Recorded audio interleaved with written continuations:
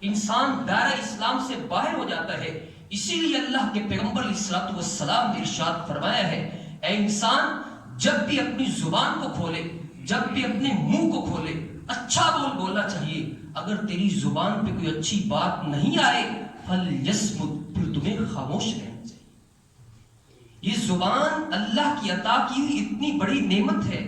اگر ہم اس زبان کے فنکشن کے اوپر بات کرنا شروع کر دیں، آج کا ہمارا وقت اسی میں پورا ہو سکتا ہے، لیکن میں جو بات آپ کو سمجھانا چاہتا ہوں، جو آج کا ہمارا ٹاپک ہے، اس زبان کا استعمال کیسے کرتا ہے.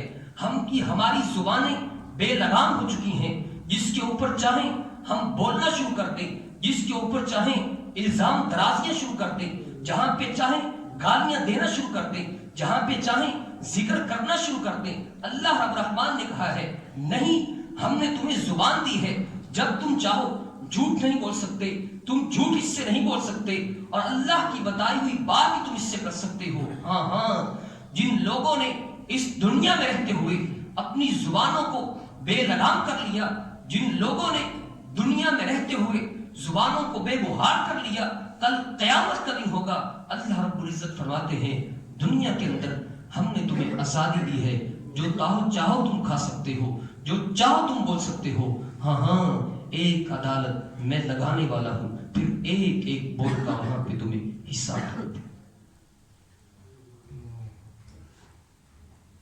ایک چھوٹا سا گوشت کا لوتھڑا ہے، اس سے پیار محبت کی باتیں بھی ہوتی ہیں، اس سے غصے کا اظہار بھی کیا جاتا ہے. آج ہم ایک ایسے گناہ کی بات کریں گے جو ہمارے معاشرے کے اندر صرف اس ایک گوشت کے لوتھڑے کی وجہ سے ہر مجلس، ہر محفل، ہر گھر اور ہر چوک چرستے کے اندر وہ گناہ کی رسائی ہو چکی ہے. اس کو جھوٹ کے نام سے یاد کیا جاتا ہے.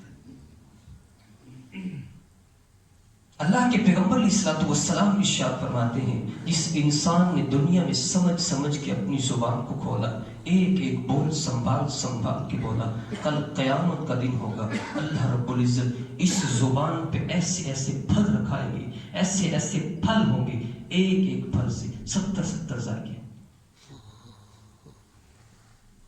ایک عربی آتا ہے، کہتے اللہ کے حبیب کیا جنت کے اندر مجھے ایک سمجھ نہیں آ رہی، کوئی پھل ایسا بھی ہوگا، کوئی درخت ایسا بھی ہوگا جو تکلیف دہ ہوگا. اللہ کے پیغمبر علیہ السلام ارشاد فرماتے ہیں اے صحابی یہ کیسے ہو سکتا ہے، وہ جنت کے اندر کوئی تکلیف دینے والی چیز کیسے ہو سکتا ہے. کہا بیری کا درخت ہے، اس کے اوپر کانٹے ہیں، تکلیف دینے والا ہے، زخمی ہوتا ہے انسان. کہا نہیں، کیا تم نے رب کا قرآن نہیں پڑھا، فی صدر مخضود. اللہ رب العزت نے ان کانٹوں کو ہٹا کر جنت کے اندر ان کانٹوں کی جگہ پھل لگا دیے ہیں، اور ایک پھل میں 70 ذائقے چپک دیے.